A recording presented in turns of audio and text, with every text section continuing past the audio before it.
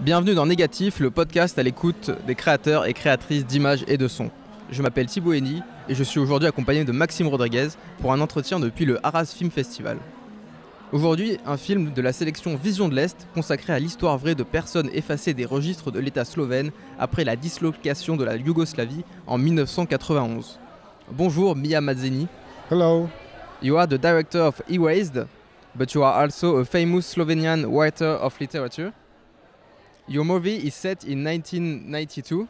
It narrates the story of Anna, a mother that gave birth in a Slovenian hospital but couldn't get her baby back because she has been erased from the citizenship register after the independence of Slovenia from Yugoslavia in 1991.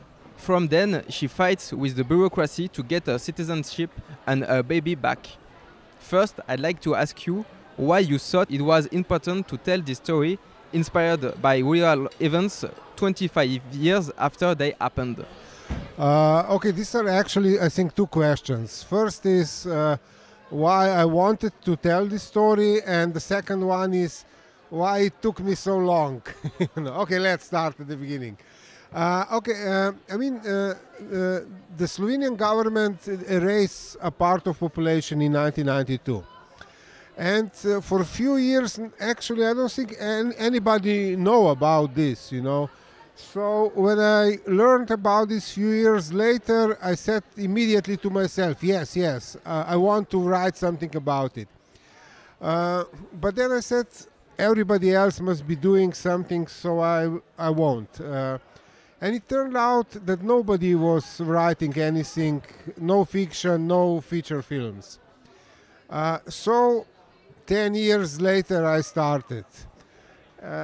That's part of the answer why it took us so long. And the second part is, this is the kind of film, you know, Slovenia is a very small country. So most of the money for films comes from the state, you know.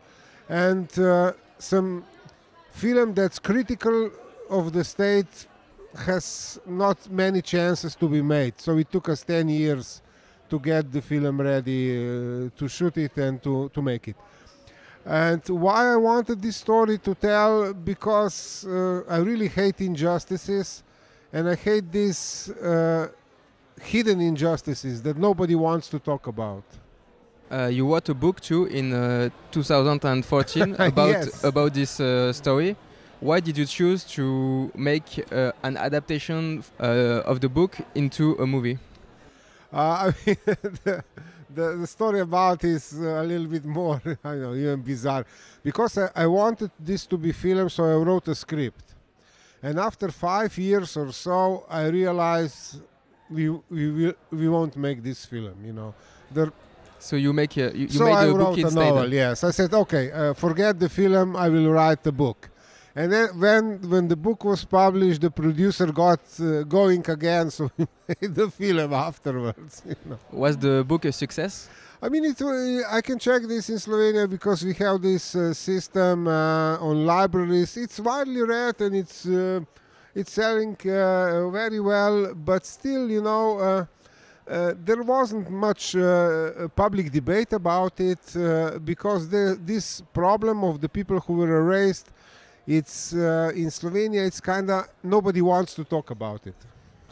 So how did you find informations on these 25,000 people that have been erased and become illegals in the country? Did you conduct interviews or maybe investigate the topic? No, luckily who was doing their job at the time were these non-governmental organizations, you know. They were recording the life stories and in writing there were even few books of documents published. And some documentaries, I mean these talking heads documentaries, and people are talking about their life and so on. So luckily this material exists. There are documentaries about this erased, topic? yes. This material exists luckily. And of course there was one, but only one lawyer who was really fighting for the erased and so on. So it's not a total shame, actually. Some people were doing their job, which is great. You have previously shot yourselves documentaries. This movie could have been one too. Did you feel that a fiction would be more intelligible and would reach a broader audience than a documentary? Somehow I was always thinking about this as a feature film, so the fiction, because fiction, when you are working on the story that really happened on a real person, I feel obliged to this person, to really tell it how it was. And I thought to myself, no, I don't want to do like a real story from the beginning to the end. I want to combine the real stories into one invented story.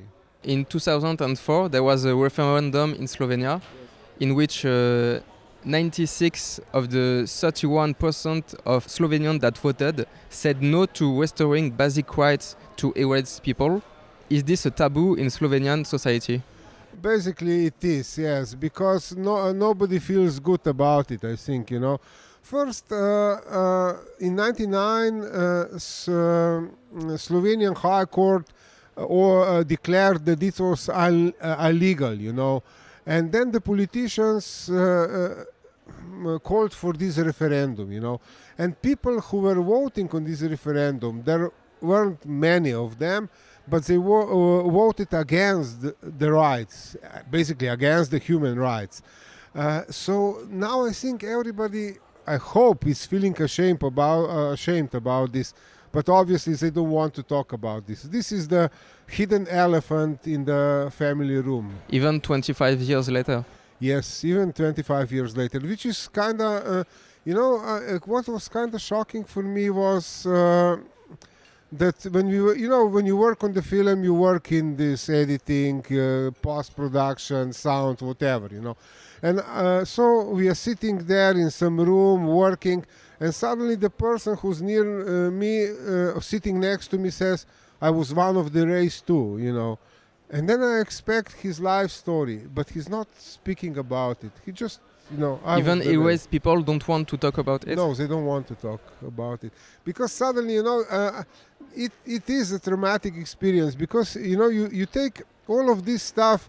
I don't know, you have your credit card, you have your identity card, your social security card, you have student card, whatever. And everything works, And suddenly imagine nothing works anymore, That's fucking shit. I'm sorry, I'm using strong language.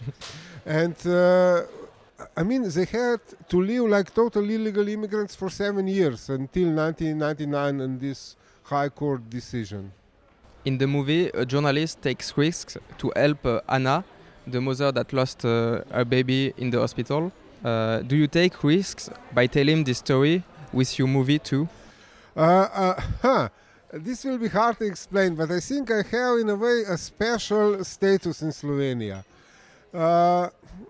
A special status meaning that I studied computers and cybernetics and system analysis and whatever, So actually for all of my life I'm making my money out of the cultural sector, to say like this, So I'm not, and in small state like Slovenia, most of the money for culture comes from the state.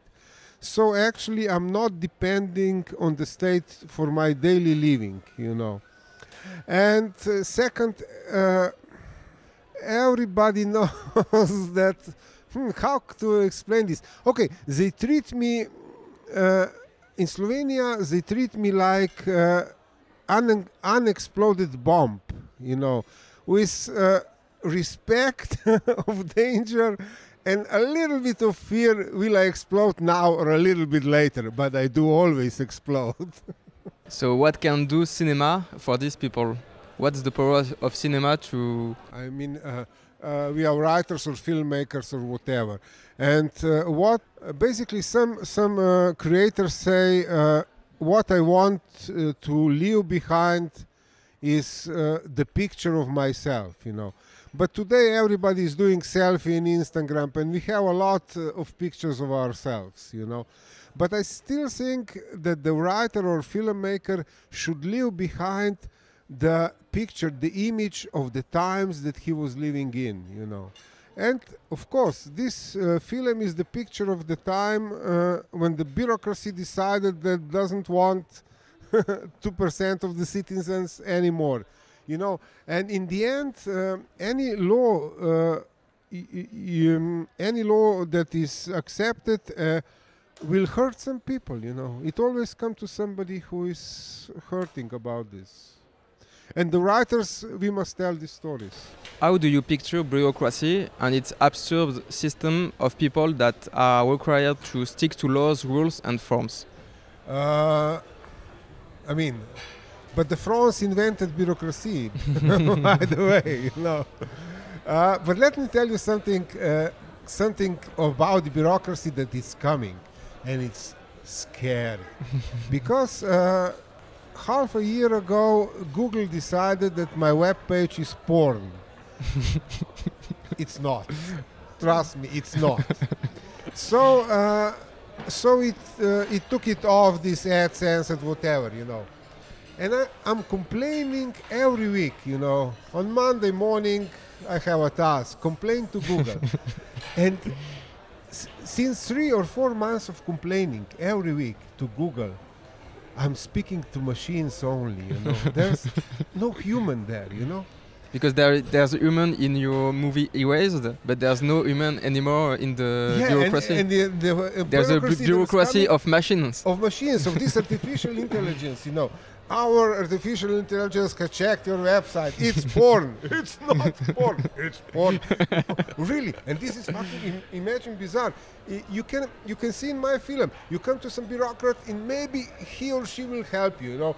The human will awake and will help you. But with machines, some people in your movie that are in the bureaucracy help Anna, yes. But machines can't. No, machines will never They help don't have you. emotions. No, and that's scary. That's really scary.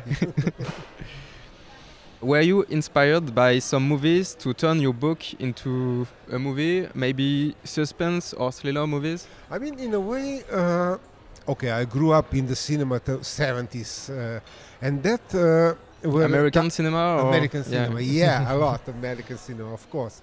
And I'm stuck with this, were called these strong character movies, you know. You have one person who's carrying the movie, you know. And I wanted to do this here. And I knew it was totally dangerous because for this kind of movie, you need a very good actor or actress. And here with Judita Frankovic, I mean, she did a great job, you know. She's in every scene of the film, you know. And we don't get bored or something. That's a oof, yes. So are we going to see your movie in France? I don't know. I do hope. I mean, you invented the bureaucracy. Let's see it then. Okay.